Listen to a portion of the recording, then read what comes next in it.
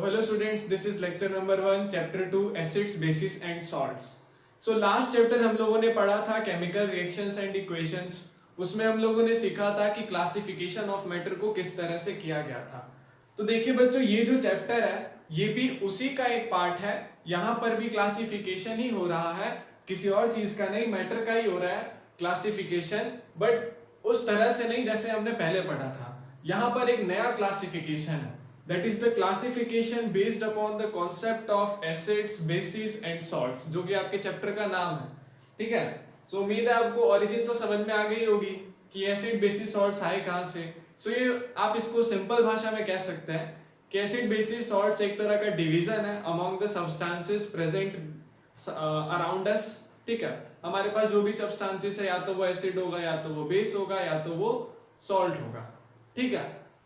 और भी चीजें हैं जो कि एसिड बेसिस सॉल्ट्स में नहीं आती हैं, तो उनके लिए एक अलग तरह का डिवीजन बना ही हुआ है ऑलरेडी, जो आप पहले ही चैप्टर में पढ़ चुके हैं. बट हम उन तरह के सब्सटेंसेस का बात नहीं करेंगे, हम स्पेशली उन्हीं सब्सटेंसेस को लेंगे जो कि अल्टीमेटली फॉल करते हैं एसिड्स, बेसिस और सॉल्ट्स में. सो आज के लेक्चर में जो टॉपिक्स हम लोगों को पढ़ना है वो आपके सामने लिखे हुए हैं. फर्स्ट ऑफ ऑल, ये जो टॉपिक्स आपके हैं these are not based upon your only NCERT. NCERT में बहुत कम बताया हुआ है, हम आपको इसको थोड़ा डिटेल्ड बताएंगे, that is on the point of view of competitive examinations, specially NTSC, जो कि एम है हमारा. ठीक है. तो यहाँ पर थोड़ा सा ज्यादा थ्योरी होगा, बट अगर आप सिर्फ स्कूल वाले बच्चे हैं तो भी आपके लिए ये नुकसान नहीं होगा. ठीक है. आप खुद ही समझने लग पड़ेंगे कि कौन सा हमारे सिलेबस का है, कौन सा नहीं है. तो एक बार आप सुन ले, एक बुक कॉपी निकाल ले. ठीक है. कॉपी और कलम निकाल ले और लिखना शुरू करें. ठीक है. तो सबसे पहले हम लोग टॉपिक पढ़ेंगे ionisable and non ionizable ions. ठीक है. क्या होते हैं ये. फिर हम देखेंगे कि एसिड्स और बेसिस पे कौन कौन सी थ्योरीज आई थी, कौन से वो पहले साइंटिस्ट थे जिन्होंने ये डिस्क्राइब करने का तरीका निकाला कि किसको हम लोग एसिड और किसको हम लोग बेस मानेंगे. उसके ऊपर एक रिटन थ्योरी दी थी जो दो साइंटिस्ट थे, वैसे एक और भी थे बट हम लोग यहाँ पर दो ही पढ़ने वाले हैं, that is Arrhenius theory and Bronsted Lowry theory. ठीक है. उसके बाद हम लोग लास्ट में देखेंगे फिजिकल टेस्ट, जो कि आज की वीडियो का लास्ट होगा, और उसमें हम लोग समझेंगे what are the type of indicators, which are 3. होते बहुत है बट 3 ही हमको पढ़ने हैं, that is synthetic, olfactory and natural indicators. ठीक है. So let us start with our first topic. So the first topic is ionizable and non ionizable ions. तो बच्चों देखिए, अभी तक आपने आयंस के बारे में तो पढ़ ही लिया होगा. जैसे अगर आयन का example they, so Cl- is a ion, Na+ is a ion, that is metallic ion, Ca2+ is also ions. So अभी तक आपने आयंस के बारे में पढ़ा हुआ है. या फिर आप ऐसे कहिए आयंस वो होते हैं जो कि अपने इलेक्ट्रॉन्स को डोनेट या फिर एक्सेप्ट करते हैं किसी दूसरे स्पीसीज से, और वो स्पीसीज कोई भी हो सकती है, कोई भी सोर्स हो सकता है. आयंस का मतलब हुआ या तो इलेक्ट्रॉन्स का एक्सेप्ट हो, ठीक है, या तो इलेक्ट्रॉन्स आपके डोनेट हो, यानी एक्सचेंज ऑफ इलेक्ट्रॉन्स होंगे तो वो आयंस बनेगा. लेकिन आयोनाइजेबल आयंस का क्या मतलब होता है एंड नॉन आयोनाइजेबल आयंस का क्या मतलब होता है. सो ये भी बहुत सिंपल है बच्चों, कोई बड़ा चीज नहीं है. इसमें होता ये है कि आपके पास एक कंपाउंड होता है. ठीक है. सपोज कोई आपके पास कंपाउंड है, हम जैसे ले रहे हैं एक NaCl लेते हैं, salt is also a compound. एक एसिड लेते हैं HCl, this is also a compound, and similarly NaOH is also a compound. ठीक है. अब हम बोल रहे हैं कि आपको क्या करना है, इन सारे ही कंपाउंड्स को डालना है वाटर में. ठीक है. वाटर में डालने पर क्या होता है, आप किसी भी कंपाउंड को जब आप वाटर में डालते हैं तो कैसा सॉल्यूशन बनता है, फर्स्ट चैप्टर में ही बताए थे. सो वाटर में डालने से एक्वस सॉल्यूशन बनता है. ठीक है. तो सेकंड स्टेप में क्या करना है, आपको पहले कंपाउंड्स को लेना है, फिर उनको वाटर में डालना है, और जब आप वाटर में डालेंगे ना तो ये सब पता क्या होगा, ये डिसोसिएट होना शुरू हो जाएगा.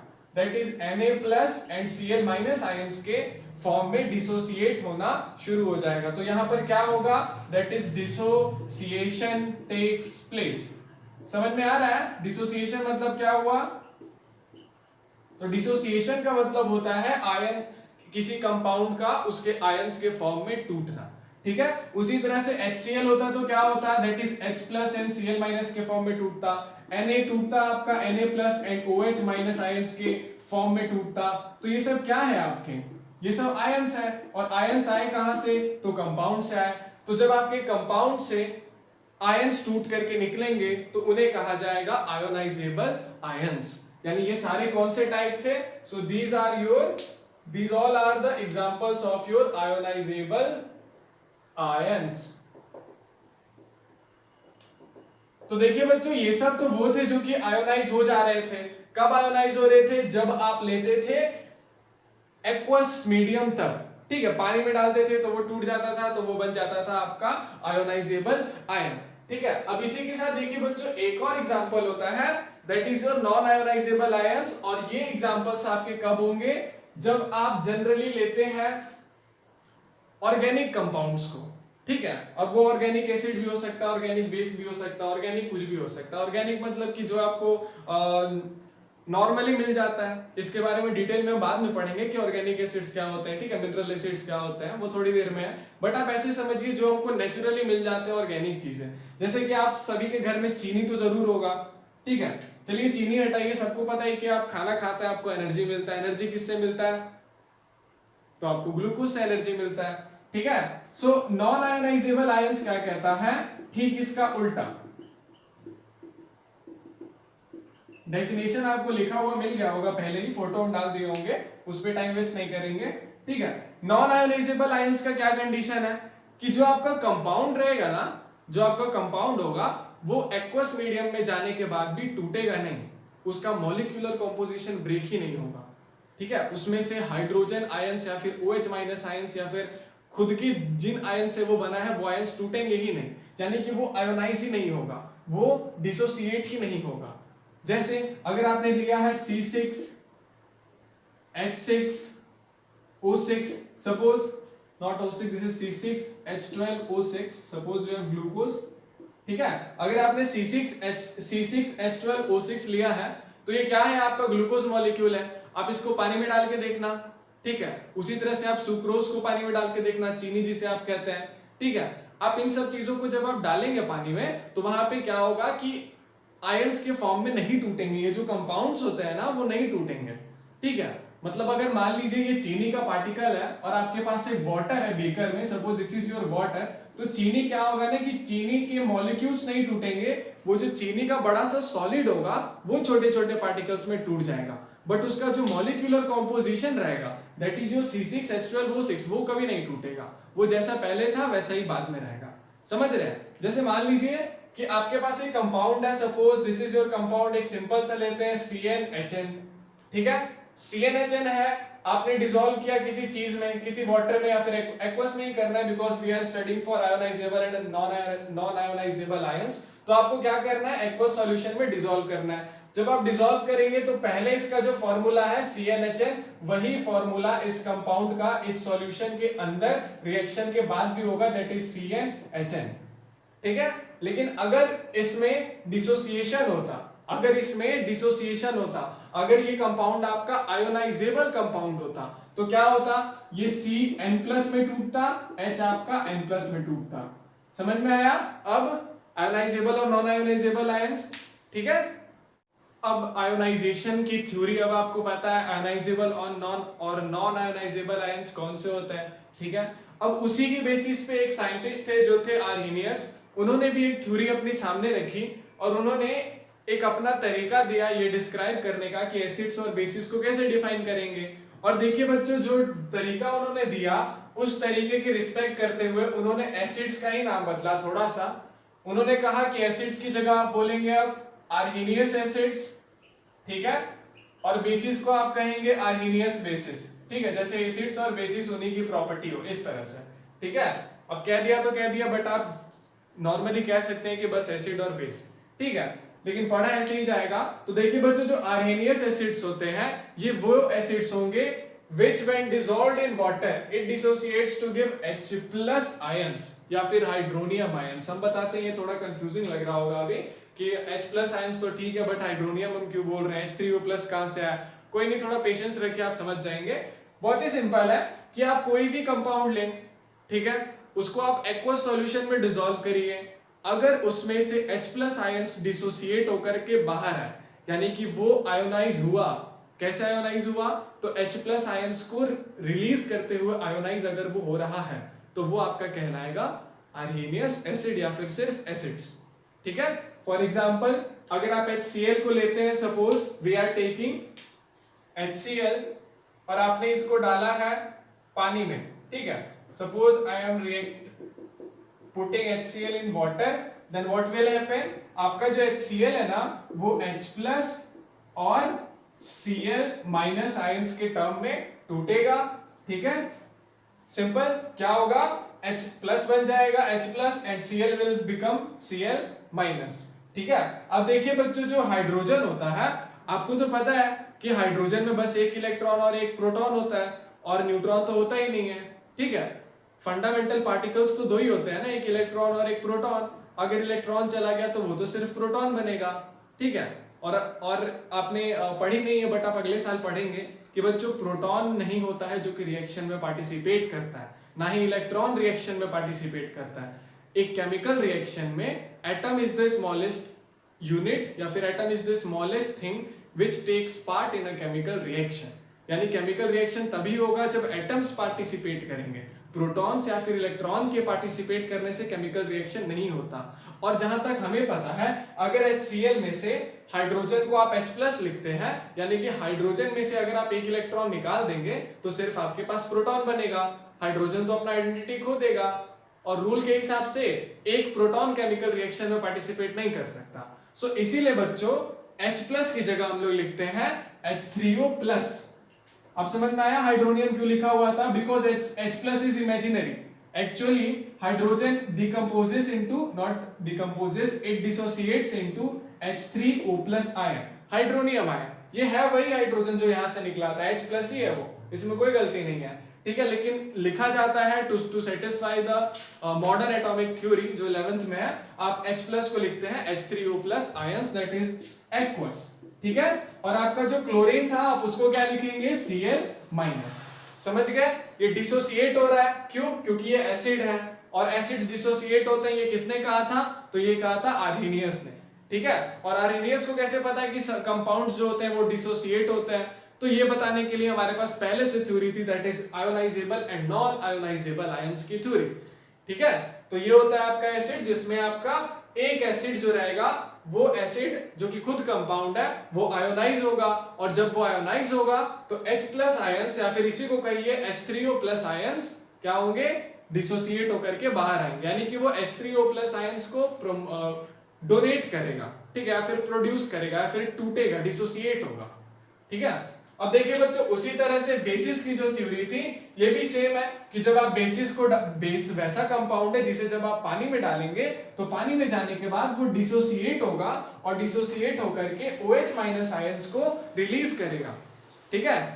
एसिड्स क्या करता था, H3O+ या फिर H+ आयंस को रिलीज करता था, बेस क्या करेगा, OH- आयंस को रिलीज करेगा। और आपको तो पता ही है OH- आयंस अकेला प्रोटॉन नहीं होता है, ठीक है, जो माइनस चार्ज है वो OH दोनों पर है, ठीक है।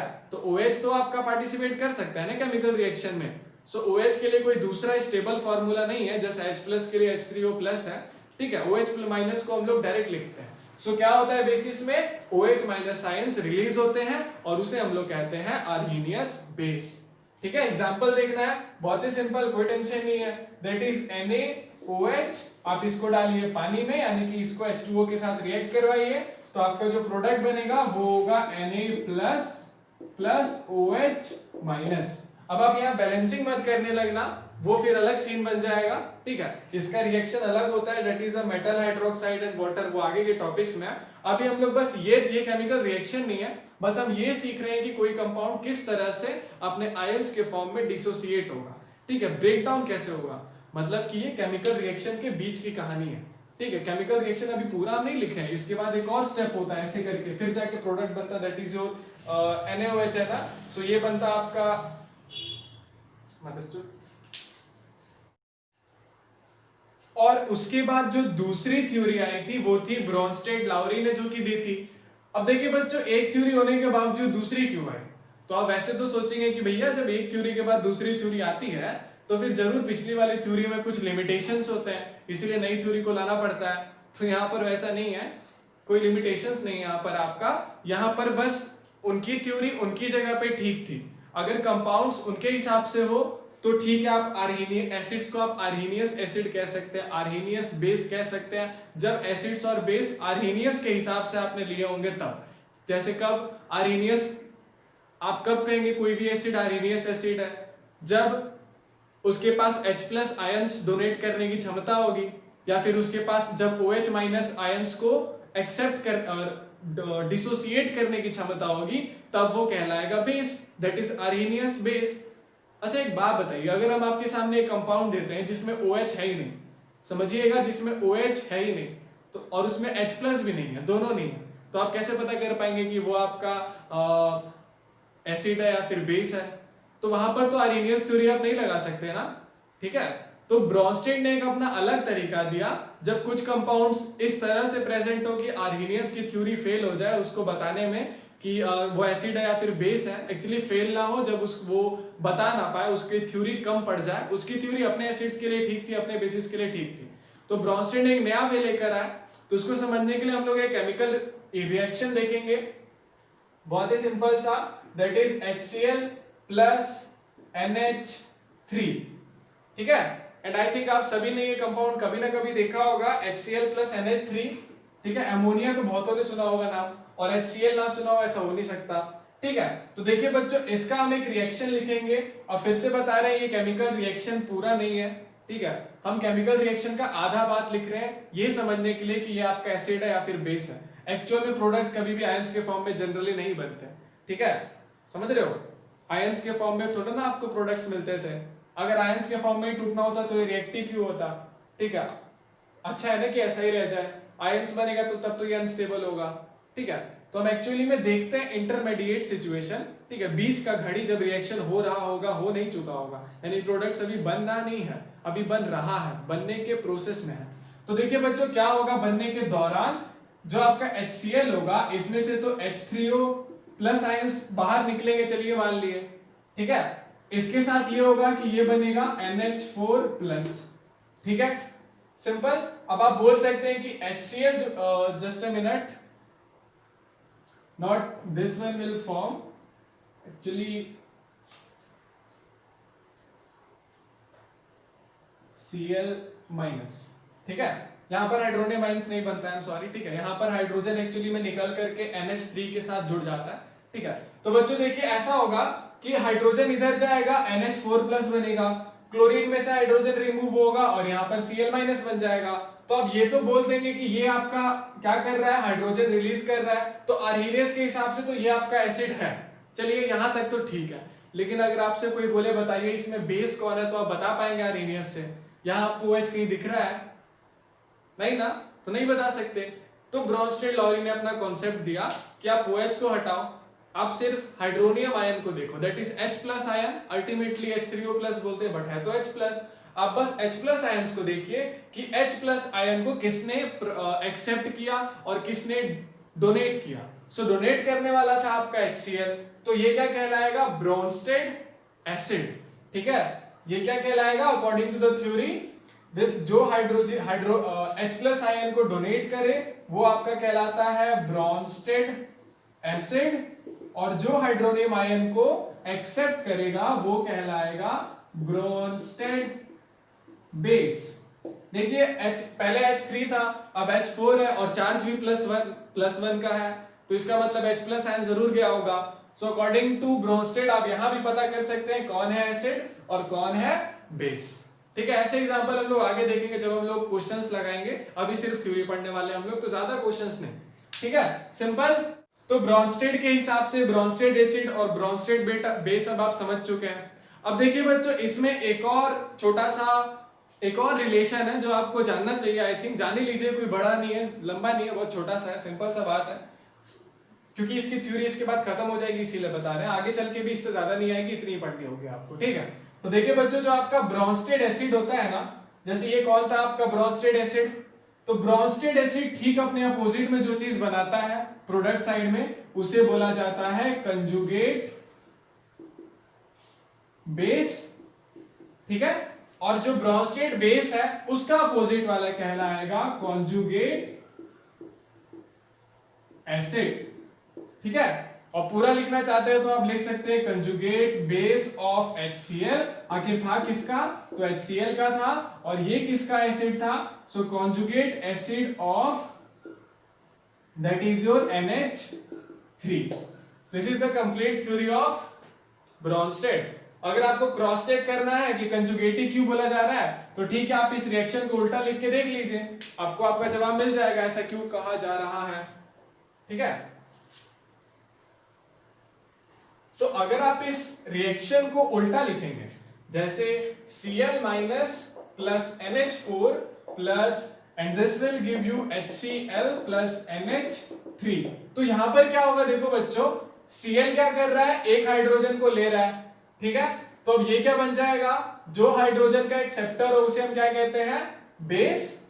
ठीक है, तो यहां पर क्लोरीन आपका बेस है, और जो हाइड्रोजन को रिलीज करे वो आपका बन जाता है एसिड। पूरा नाम ब्रॉन्स्टेड एसिड, और पूरा नाम यहां पर Brønsted acid and Brønsted base. ठीक है, सो NH4 plus is your now acid and Cl minus is your base, that is Brønsted base. ठीक है, अब जरा यहां आप कंपेयर करिए कि पहले क्या था, HCl आपका क्या बन रहा था, ब्रॉन्स्टेड एसिड कहलाता था, Cl माइनस आपका कंजुगेट बेस ऑफ HCl कहलाता था, जो कि यहां पर बेस है। सो कंजुगेट का मतलब ये हुआ कि ये जो बेस बना है वो किसी एसिड से बना है, जो कि यहां वेरीफाई हो गया। इसको जब हम यहां पर ब्रॉन्स्टेड थ्योरी को लगा, सो क्लियरली यहां दिख रहा है कि क्लोरीन क्या है, बेस की तरह काम कर रहा है, जो हमने पहले यहां पर लिखा था, और आपका जो NH4 प्लस है वो एसिड की तरह काम कर रहा है, और वही चीज हमने यहां पर लिखा था। समझ गए ब्रॉन्स्टेड थ्योरी, सिंपल है। तो ये तो थे थ्योरीज जिससे हम पता कर पाते थे कि हमारा जो गिवन सब्सटेंस है या फिर कंपाउंड है वो एसिड है या बेस, दो लोग के हिसाब से। अब देखिए बच्चों, कुछ कुछ ना देसी जुगाड़ होते हैं। देसी जुगाड़ मतलब कि कुछ हमारे होममेड काम। अब हम हर बार तो नहीं देख सकते ना कि भैया जो कंपाउंड है उसमें H प्लस है कि नहीं, OH माइनस है कि नहीं, H प्लस एक्सेप्ट कर रहा है कि नहीं, H प्लस डोनेट कर रहा है कि नहीं, हर बार तो नहीं देख सकते। तो इसके लिए हम लोगों ने सोचा कि भैया इतना हमसे ना हो पाएगा, ठीक है, तो हम क्या करेंगे ना कि हम ऐसी चीज बना लेंगे अपने साथ, ऐसा कुछ लेके चलेंगे, कोई एक सब्सटेंस लेके चलेंगे, इंडिकेटर जिसे हम कहते हैं, जो हमको बताता रहेगा कि वो एसिड है या फिर बेस है। ठीक है, तो देखिए बच्चों, जो आपका यानी कि जो फिजिकल मेथड है, फिजिकल मेथड से जानने का कि सब्सटेंस एसिड है या बेस है, उसके लिए आपके पास दो तरीके होते हैं। एक होता है या तो आप सीधा टेस्ट करिए, जो कि हर बार पॉसिबल नहीं है, आप HCl मुंह में डालोगे मुंह ही नहीं रहेगा। ठीक है, तो हमेशा टेस्ट कर पाना तो पॉसिबल नहीं है। टेस्ट यानी कि एसिड्स क्या होंगे, acids are sour in taste and bases are bitter in taste, वो तो बचपन वाला सबको पता ही होगा। ठीक है, तो जो कि पॉसिबल नहीं है तो हम इसको हर बार लेते नहीं है, तो ये तो आपका हो गया रिजेक्ट, इसमें एक्सेप्शंस है। ठीक है, तो दूसरा तरीका ये कहा गया कि हम लोग इंडिकेटर्स को यूज करेंगे। ठीक है, तो जैसे हम शुरू में ही बोल दिए थे कि हमें 3 तरह के इंडिकेटर्स को पढ़ना है। ठीक है, तो देखिए बच्चों, जो 3 तरह के इंडिकेटर्स पढ़ने हैं ना, एक्चुअल में ये 3 इंडिकेटर्स भी आपका आगे चल के हट जाएगा। हम एक और एडवांस्ड इंडिकेटर के बारे में पढ़ेंगे जिसे कहा जाता है पीएच स्केल, जो आप थोड़ा बहुत बचपन में पढ़े हैं, और हम आपको वहां भी थोड़ा सा डिटेल में बताएंगे कि ये पीएच स्केल आखिर काम कैसे करता है। ठीक है, पूरा नहीं बताएंगे, आपके नहीं है सिलेबस में, वो क्लास 11th के चैप्टर इक्विलिब्रियम में अभी नहीं है, तो अभी आपको जितना जानना चाहिए उतना आपको हम बता देंगे। ठीक है, लेकिन फिर भी हम आपको यही कहेंगे बच्चों कि इसको सारा याद ना करें, अलग अलग बुक्स में अलग अलग टीचर्स अलग अलग थ्योरी इतना भर भर के दे देते हैं। ठीक है, कि याद करते रहिए आप। ठीक है, तो पहले बोल रहे ज्यादा टाइम वेस्ट नहीं करना आप इसको बहुत ज्यादा याद करने में, सबका दो दो आप याद कर लो, एंड अकॉर्डिंग टू मी जो इंपॉर्टेंट है दो, वही दो आपको बताएंगे, फालतू वाले नहीं। ठीक है, आपको फोटो भी दिख जाएगी, आपको डीपीपी में मिल जाएंगे फोटोज। ठीक है, मेरे नोट्स के, आप वहां से याद कर सकते हैं, उससे बाहर का याद करने का जरूरत नहीं है, अदरवाइज आपका टाइम वेस्ट होगा और आप रिस्पॉन्सिबल रहोगे, और यहाँ से कॉम्पिटिटिव क्वेश्चन भी नहीं बनते। So this topic is not as that much importance. ठीक है, फिर भी देख लेते हैं फॉर्मेलिटी। तो सबसे पहले बच्चों, पहला इंडिकेटर होता है नेचुरल इंडिकेटर्स, डेफिनेशन आपको फोटो में दिख जाएगी। सिंपल भाषा में नेचुरल इंडिकेटर वो होते हैं जो हमको नेचर से मिलते हैं, प्लांट्स एंड एनिमल्स से मिलते हैं, नेचुरल सोर्स से मिलते हैं, कहीं बाहर पड़े हुए मिल जाते हैं। ठीक है, नेचुरली, इन्हें घर पे नहीं बनाते हो आप। ठीक है, सो पहला है नेचुरल सोर्सेज से कौन सा मिलता है, तो आपको पता होगा लीचेन नाम का एक पौधा होता है, सिम्बियोटिक रिलेशनशिप में भी आपने सुना होगा लीचेन। ठीक है। सो लीचेन पौधे से ना एक इंडिकेटर बनाया जाता है जिसका नाम है, उसी से मिलता जुलता पहला लेटर सेम है, दैट इज लिटमस। ठीक है। और लिटमस पेपर दो तरह के होते हैं, एक होता है रेड और एक होता है ब्लू। ठीक है। तो एसिड में जब आप किसको डालेंगे, जब आप लिटमस को, जो कि नेचुरल इंडिकेटर है, जब आप उसको एसिड में डालेंगे, कौन सा वाला लिटमस पेपर, तो जब आप ब्लू लिटमस पेपर को डालेंगे एसिड में तो वो चेंज हो जाएगा रेड कलर में। बेस में जब आप रेड लिटमस को डालेंगे तो वो हो जाएगा ब्लू। अब देखिए ऐसे याद रखिए कि रेड है, रेड मतलब खतरा। ठीक है, खतरा मतलब एसिड, एसिड से खतरा बहुत होता है बेस के मुकाबले, सभी को पता है। बेस भी खतरनाक है, कंसंट्रेटेड ले लो चीर फाड़ देगा, लेकिन ठीक है ना, उससे ज्यादा एसिड नुकसान पहुंचाता है हम लोगों को। ठीक है, से नो टू एसिड्स। फिर कार के रेडिएटर में क्या डालोगे। ठीक है, तो एसिड का अपना इंपॉर्टेंस है, but this is very harmful, दूर रहना आप लोग इससे। ठीक है, हाथ में लेके मत घूमने लगना। एसिड होता है ब्लू से रेड, हाँ हमको पता है, हाथ में लेके वैसे भी कोई नहीं घूमता। ठीक है, चलिए आगे आपका देखिए बच्चों टर्मरिक। तो आप सभी को पता होगा क्या होता है टर्मरिक। विको टर्मरिक नहीं, आयुर्वेदिक क्रीम सबने सुना है ना, टर्मरिक हल्दी, चंदन के गुण, चंदन नहीं सिर्फ हल्दी। ठीक है, हल्दी। तो जो हल्दी रहता है ना, जो कि येलो रंग का होता है, अगर आप इसको एसिड में डालेंगे तो कोई चेंज ही नहीं होगा। ठीक है, कोई चेंज नहीं होगा। कुछ लोग कहते हैं होता है, अरे नहीं होता है भैया। ठीक है, ध्यान से देखो, नहीं होता है एसिड में डालने पे चेंज। आप बेस में डालोगे क्या होगा, कुछ लोग बोलते हैं रेड होता है, ढंग से देखना, रेड नहीं होता है, रेडिश ब्राउन होता है। ठीक है, हल्का रेडिश ब्राउन होगा। ठीक है, सिंपल। अब देखिए बच्चों ऑल्फैक्टरी इंडिकेटर्स कौन से होते हैं। ऑल्फैक्टरी को आप ऐसे समझे होंगे, बचपन में आपने सुना होगा कि ह्यूमन बॉडी में 5 सेंसेस होते हैं। ठीक है, 6 सेंसेस होते हैं, 5, हाँ देख लेना कितने होते हैं, मेरे को याद नहीं है। स्किन, आईज वो छोड़ो। तो जो सेंसेस होते हैं उसमें से एक होता है हमारा नाक। ठीक है, सूंघने की क्षमता वाला। ऑल्फैक्टरी इंडिकेटर्स उसके हेल्प से काम चलता है। ठीक है, अब मान लो ना आप कहीं घूम रहे थे, घूमते घूमते कहीं जंगल में फंस गए हो, वहां पर आपको अब लिटमस पेपर तो बनाने में टाइम लगेगा, हल्दी मिल जाए जरूरी नहीं है, तो ठीक है ना, प्याज तो सबके पास होता है, टिफिन लेके गए होगे, प्याज निकाल लेना।